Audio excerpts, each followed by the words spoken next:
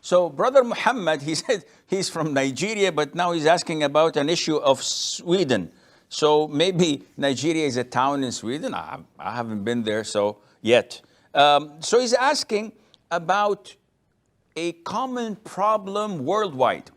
And this problem is always found in UK when Fajr is actually due.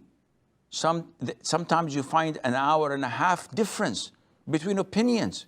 This can't be this much, an hour and a half. Yani 5 minutes, 10 minutes, I can tolerate this. But when you say an hour or an hour and a half, so in Sweden, especially when there is problem with the shortness of the night, when they have like 4 hours, 5-10 minutes more would add a lot of value to them.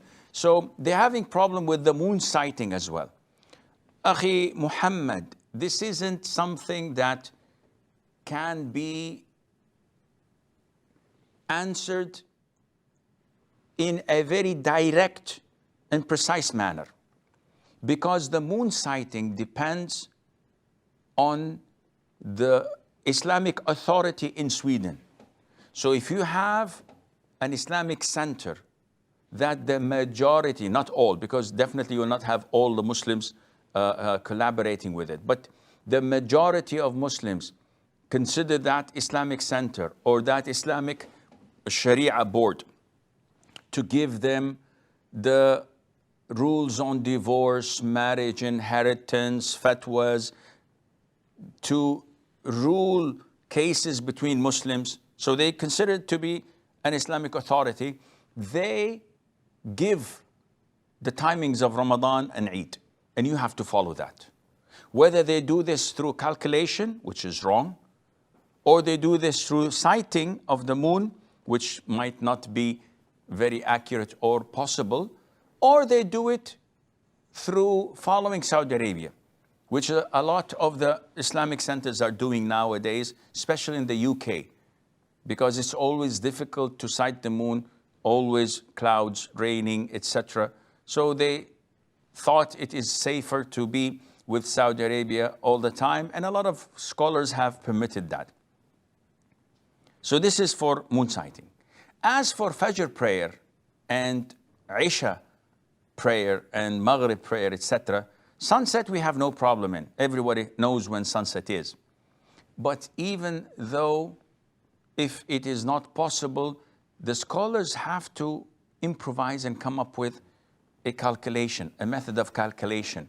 The most reliable method of calculation that I know of is al-Qura.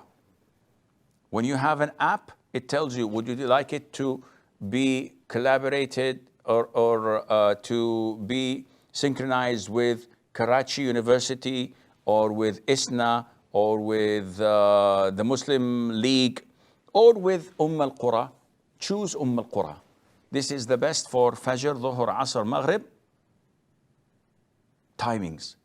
Isha, it's not accurate because they always have it as at 1.5 hours after sunset throughout the whole year, 11 months. And in Ramadan, they make it 2 hours, which is totally wrong. So what to do when it comes to Isha? You can use the University of Karachi or any other one because usually it is almost accurate.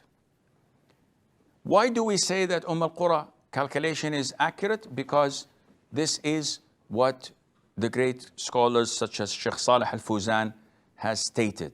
Here in Saudi, it was said that the Fajr time is not accurate. And so many people came and said, no, this is too early, you have to wait another 15 minutes to pray or 17 minutes, and shuyukh came and said this and that.